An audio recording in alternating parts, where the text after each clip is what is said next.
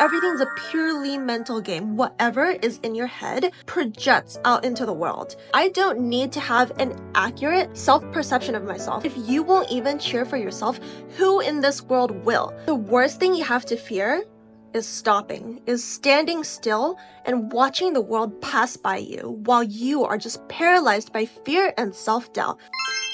Everyone talks about gaslighting like it's some horrible thing. But let's be honest, people are terrified of it because it works. But isn't gaslighting toxic, though?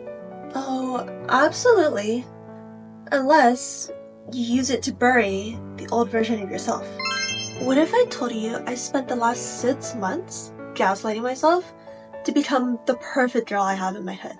And what if I told you it worked so well that I literally can't turn it off anymore? Here's the thing about gaslighting. It makes you question your entire reality. So why not turn it around on yourself and make it question your own self-limiting beliefs that are holding you back? I truly believe self-gaslighting is completely different than regular gaslighting. Because regular people who are using it against you, they're using it to tear you down. They want to be able to make you think you're worse than you are, to use it against you and take advantage of you. But when you gaslight yourself, you're actually getting rid of that internal voice in your head that's saying, I'm not good enough.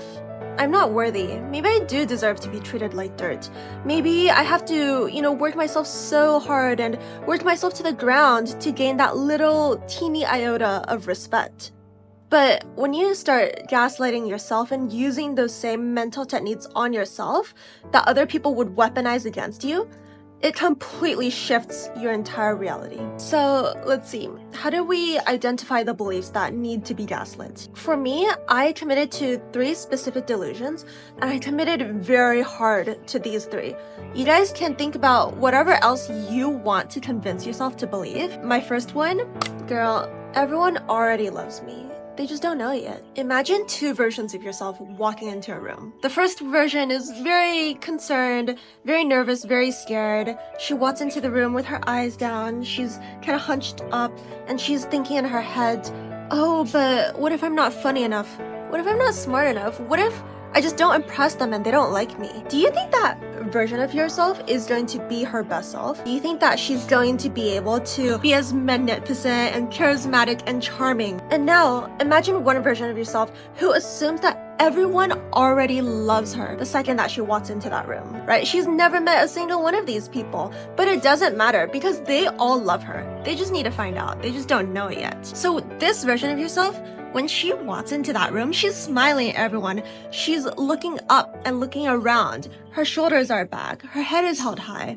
Every time that she's looking at the room and around the room and all these different people, she has this warmth, this energy, this charisma to her because she already knows that everyone likes her. It's not her job to prove herself to anybody. She already knows. And these people, they can sense that energy. They can sense, wow, this girl's really confident. She's really warm. She's smiling at me like we already know each other. Like, I feel like I want to get to know this person because she has something to her. And I want to find out. I want to get closer to her to keep chasing that warm feeling that I get. This feeling like we're already friends, like we already know each other. The second delusion that I taught myself is that everything is already working in my favor. I think that a lot of the time, we're very prone to self-sabotage. For example, if something's going a little bit wrong, in the past, let's say I had an exam going up, and during the exam, like this little part I would forget and I would panic, like, oh my gosh, everything's going wrong, I didn't study enough, I'm gonna get an F, like everything's over, I'm not gonna get into college or get a good job after college or whatever. Like all these catastrophic thoughts just come rolling, one after another, and it's not helpful. But instead, after I adopted this belief that everything's gonna work out, it's fine. Nowadays, if I take a test and I don't know the answer this first time I see the question, I'm just like, okay, whatever, I'll move on. I'll move on to the next question, Sometimes one of the next questions gives me the answer to the question I already forgot. Or sometimes it is just like, all I need is a little bit of time for it to marinate in the back of my head. And then I already realize, like, oh shoot, that's the answer that I didn't have in mind earlier. Okay, great. I just go back and I fill it back out. That's all I really needed. I really think in my experience, this belief has been really great to just limit my self-sabotage. Like limit my ability to think, oh my gosh, everything's gonna go wrong, everything's gonna snowball badly after whatever XYZ situation is happening, because it's not. It's just a little thing, just keep moving forward. And the third delusion that I want to share with you guys today is, in every situation, I am the prize to be won. I am the jewel of the situation. I have the upper hand. Because a lot of the times, if you think the other person or the other situation is the prize and you're coming at it from a place of lacking, from a place of a lack of abundance, that is just not helpful. Imagine if you're going into a college application situation and you're talking to the college interviewer. If you're talking to them and you're like, oh my gosh, I really need this so badly. I really need to get into this university.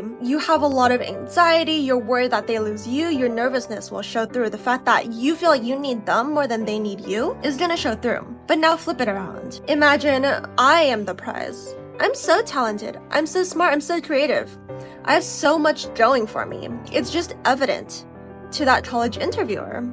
And if they don't want me, I don't care. It doesn't really matter because I have so many other great options. Just don't care as much.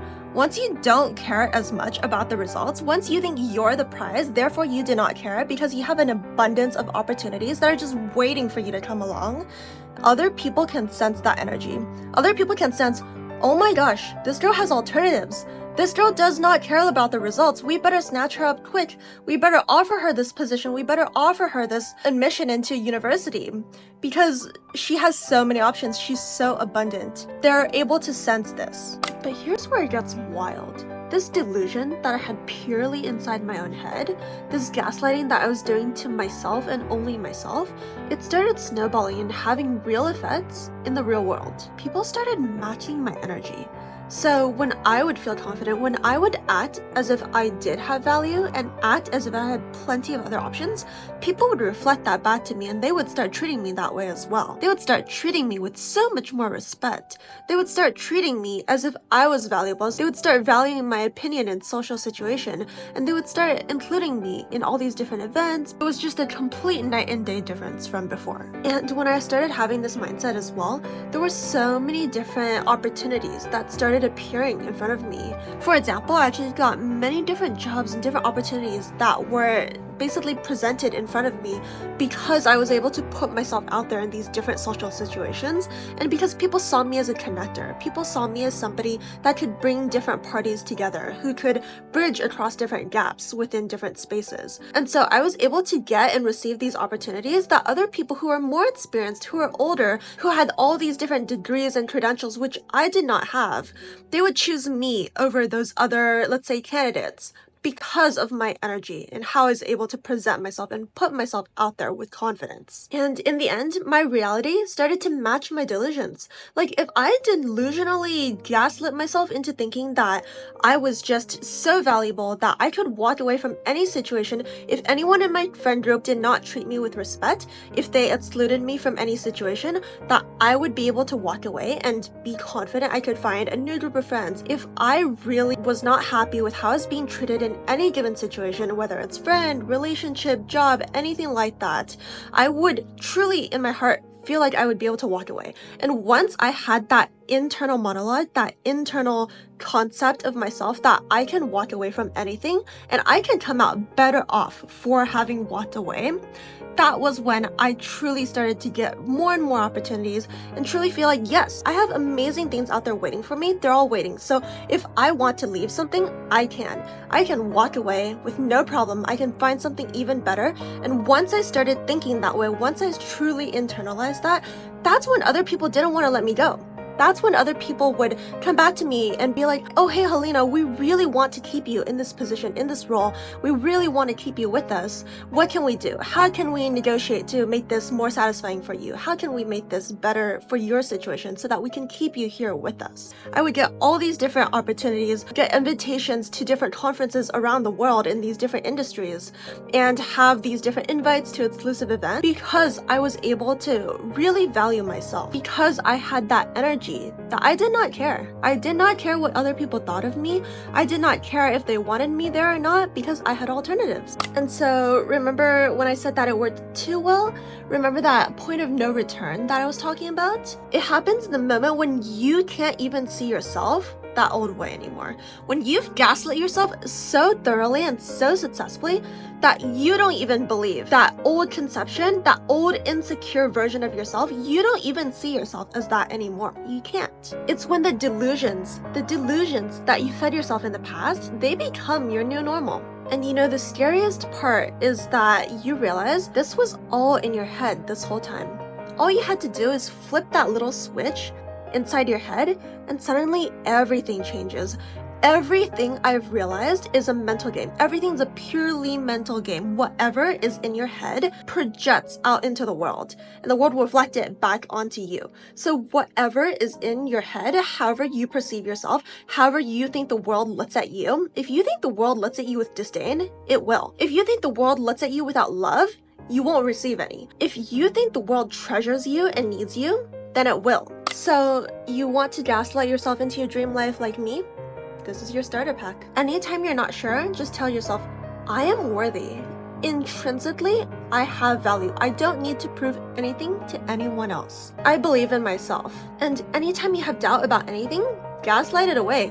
Why are you doubtful? It does not matter. Everything is in your head. Anytime that I have doubt, I tell myself, dude, I'm delusional. I am confident. I don't need to have an accurate self-perception of myself because accuracy is not what matters. I need to have and maintain and be proud of a delusional level of confidence, a delusional level of self-perception about myself. I need to think that I am the most beautiful, the most confident, charismatic, charming person out there, and everyone else already sees it. And if they don't, I don't care because they're wrong. All I care about is my own perception of myself in my head. As long as I hold that for long enough, everything else will follow. Everyone else will eventually also gain that perception that I perceive myself as in my head. I don't care what other people currently perceive me as because their opinions can change. As long as I hold my opinion of myself in high regard and I hold it firmly and I do not let go of my high self-esteem and my high self-regard, every other person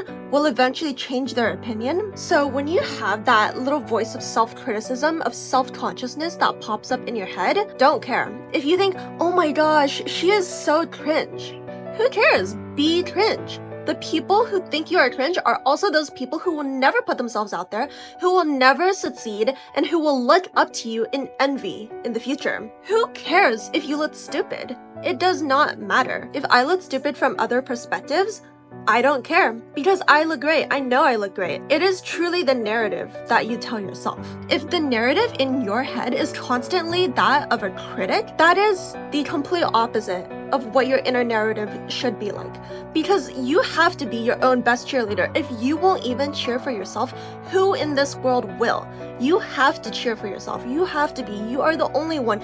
You need to be your own biggest cheerleader. And don't think about those critics. And if you currently have an inner critic, which I completely understand, I used to be my own biggest inner critic. I would constantly, just as I was going about my day, have this running stream, this running barrage of insults and criticism of myself, like from a third-person perspective, just like a tabloid, tearing myself apart in my head at all times. And do you think that helped? Do you think I was my best during that time? No, I was at my worst. No one really cared about me. My friends didn't really value me or treasure me. I did not get into the dream school that I wanted at the time. My teachers didn't even remember who I was. A lot of people would treat me with disrespect because the fact that I did not respect myself could be reflected. People could sense that sort of thing. And people could sense that I did not have a strongest cheerleader. I was not my own strongest cheerleader. I wasn't even cheering for myself at all. Once I started realizing that it does not serve you to be your own critic. You do not need a critic in your head at all times. The critics will only stop you. In this world, only thing that matters is taking action. As long as you move forward, it does not matter if you're moving in the wrong direction. All that matters is movement. Movement is what cures everything.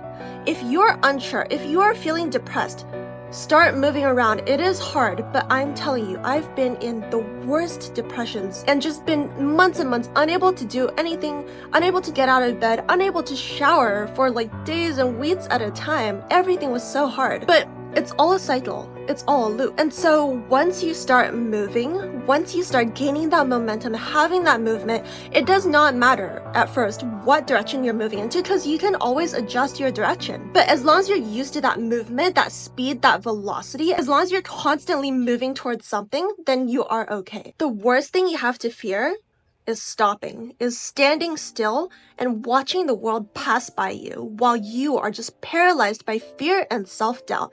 And I know because it's happened to me for years and years and years, where I did not reach even a tenth of my full potential. And once I started telling myself that I am beautiful, I'm worthy, I'm valuable, I'm intelligent, I'm fierce, and I can do whatever I want, I can beat anyone at their own game because I can learn to do it better, that's when I started succeeding. That's when people started treating me with respect. And that's when I started getting my best results in whatever field I chose to do. So that's the plot twist. Maybe the old you has been the real gaslighter all along. Maybe you are worthy. Maybe you are the one who's able to achieve all of your dreams. Maybe you are the one who's precious, who is the prize, who's valuable and deserves to be treasured. Maybe those limiting beliefs, those insecurities that you would hold, maybe those were the real delusions all along. And maybe, just maybe, this new version of yourself who you're building, who you see and hold so clearly in your head, maybe this is who you're supposed to be this whole time.